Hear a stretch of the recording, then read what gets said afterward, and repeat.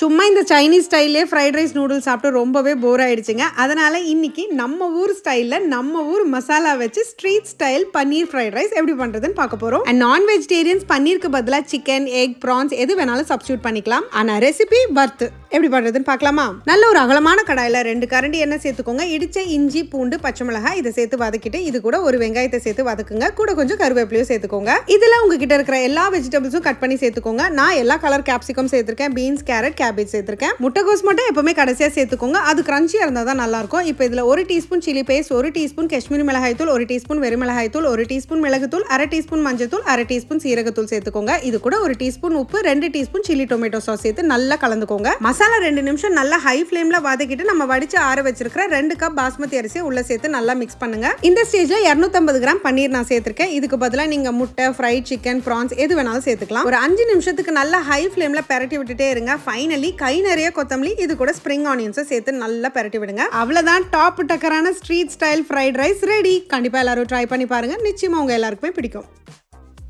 எப்படி?